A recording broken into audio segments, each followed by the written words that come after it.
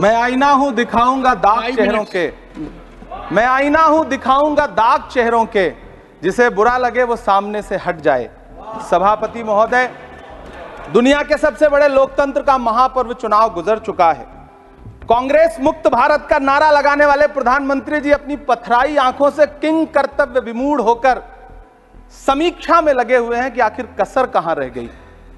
सभापति महोदय, सारे प्रहसन किए गए, भाषाई मर्यादा को तार तार किया गया, एक पूरी कौम को घुसपैठिया पुकारा गया, मछली मंगल सूत्र भैंस से होते हुए मुजरा जैसे शब्दों से भाषणों को सजाया गया, चुने हुए मुख्यमंत्रियों को जेल भेजा गया, महाराष्ट्र में राजनीतिक दलों को तोड़ा गया, उनके सिंबल छीने गए, चाहे वो शिवसेना हो चाहे वो एनसीपी हो, विपक्ष के सबसे बड़े दल के बैंक अकाउंट को फ्रीज किया गया।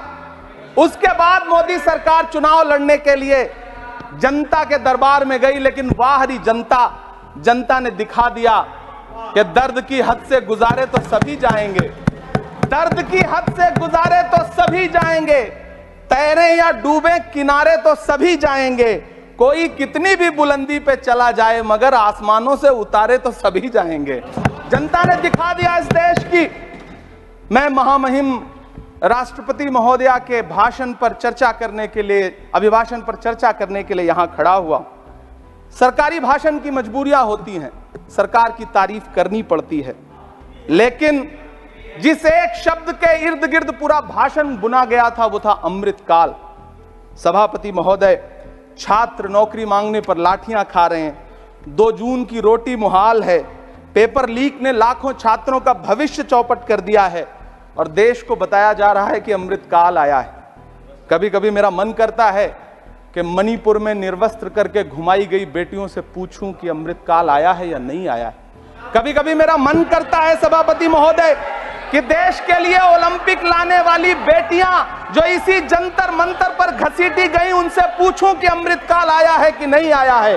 कभी कभी मेरा मन करता है कि रात के 2 बजे बिना परिवार की मर्जी के हाथरस में जलाई गई उस दलित बिटिया जो बलात्कृत थी, उसको स्वर्ग में संदेशा भेजूं और उससे पूछूं कि आया हुआ अमृतकाल तुम्हें दिख रहा है या नहीं दिख रहा है। कभी कभी मन करता है कि मैं बिल्किस बानो से पूछूं कि देश में आया हुआ अमृतकाल तुम्हें नजर आ रहा है या नहीं आ रहा है। सभापति महोदय, कभी कभी मन करता है कि भीड़ के जरिए लिंच करके मारे गए पहलू खान की 85 साल की दोनों आंखों की अंधी मां से पूछूं कि देश में आया अमृतकाल तुम्हें दिख रहा है या नहीं दिख रहा है। कभी कभी मन करता है कि ईद के कपड़े खरीद कर लौट रहे 17 साल के हाफिज जुनैद से पूछूं, जिसे बल्लभगढ़ में ट्रेन में लिंच करके मार दिया गया, कि अमृतकाल आया है या नहीं आया है। कभी कभी मन करता है नजीब की मां से पूछूं, कभी कभी मन करता है कि तबरेज अंसारी की विधवा से पूछूं, कभी कभी मन करता है कि सहारनपुर के उन 3 बच्चों से पूछूं जिन्हें छत्तीसगढ़ में लिंच करके मार दिया गया। सभापति महोदय, कभी कभी मन करता है कि मैं गुजरात के चिखोदरा में क्रिकेट मैदान में लिंच करके मार दिए गए सलमान बोहरा के परिवार से पूछूं कि अमृतकाल आया है या नहीं आया है। कभी कभी मन करता है कि मैं अलीगढ़ के औरंगजेब उर्फ फरीद से पूछूं, जिसे लिंच करके मार दिया गया और बाद में उसी मृतक के ऊपर डकैती का मुकदमा कायम किया गया। सभापति महोदय, यह कैसा अमृतकाल है जिसके अभिभाषण में स्वास्थ्य पर सिर्फ आधे मिनट पर चर्चा हुई। कैंसर के मरीज दिन ब दिन बढ़ रहे हैं, हार्ट अटैक से हंसते खेलते बच्चे जान गंवा रहे हैं, कभी क्रिकेट के मैदान में कभी जिम में, और इस सरकार के पास स्वास्थ्य पर बात करने के लिए आधा मिनट है। सभापति महोदय, कोविड वैक्सीन को लेकर के लंदन की अदालत से जो तथ्य देश के सामने आए हैं, उन्होंने भय फैला रखा है। कांग्रेस की सरकारों ने भी चेचक, पोलियो और प्लेग जैसी महामारियों के टीके लगवाए, लेकिन न तो कभी सर्टिफिकेट पर अपना फोटो छपवाया और न कभी उसके नाम पर वोट मांगे। कांग्रेस की सरकारों ने यह किया है, लेकिन इन सरकारों ने क्या किया है, मोदी जी ने क्या किया है कि राजनीतिक दलों को तोड़ा और तोड़ करके चुनाव लड़े, और चुनाव लड़ने के बाद भी आशातीत सफलता प्राप्त नहीं हुई है। सभापति महोदय, अंतिम 1 मिनट आपसे लूंगा, मुझसे बहुत सारे। आधा minute please. 1 minute sir. You have made a speech, you know what you have did. अंत में सभापति महोदय, मैं अंत में यही कहना चाहता हूं कि चुनाव आप यहाँ समाप्त बैठ हो जाइए। चुके हैं, सरकार बन चुकी है, लेकिन मुझे इस देश के प्रधानमंत्री जी से यह कहना है कि आप नारे लगाते थे सबका साथ सबका विकास।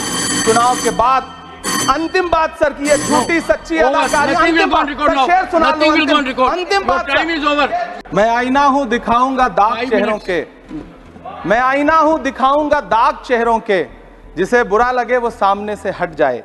सभापति महोदय, दुनिया के सबसे बड़े लोकतंत्र का महापर्व चुनाव गुजर चुका है।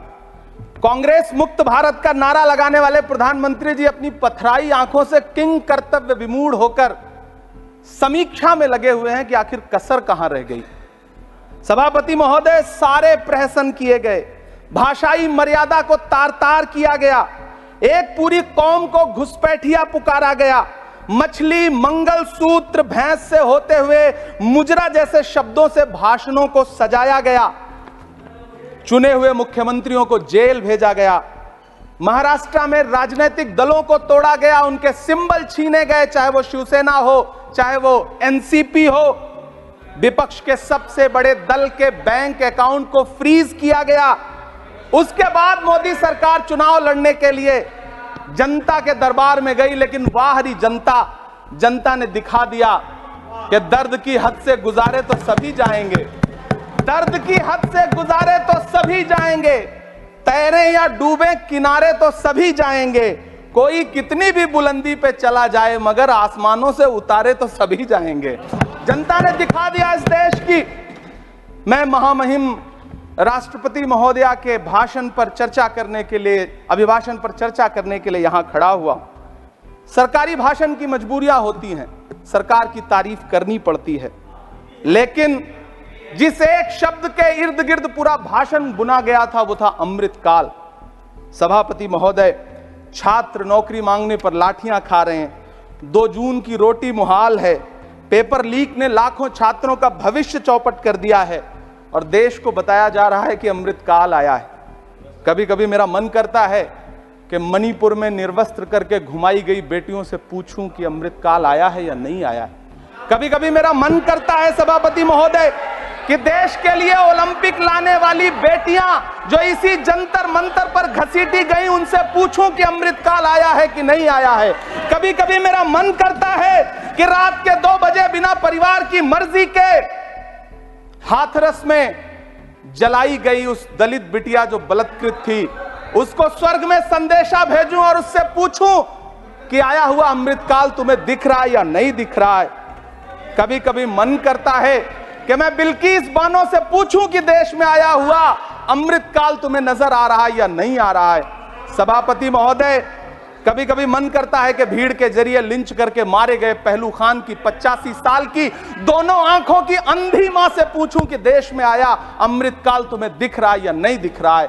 कभी कभी मन करता है कि ईद के कपड़े खरीद कर लौट रहे 17 साल के हाफिज जुनैद से पूछूं, जिसे बल्लभगढ़ में ट्रेन में लिंच करके मार दिया गया, कि अमृतकाल आया है या नहीं आया है। कभी कभी मन करता है नजीब की मां से पूछूं, कभी कभी मन करता है कि तबरेज अंसारी की विधवा से पूछूं, कभी कभी मन करता है कि सहारनपुर के उन 3 बच्चों से पूछूं जिन्हें छत्तीसगढ़ में लिंच करके मार दिया गया।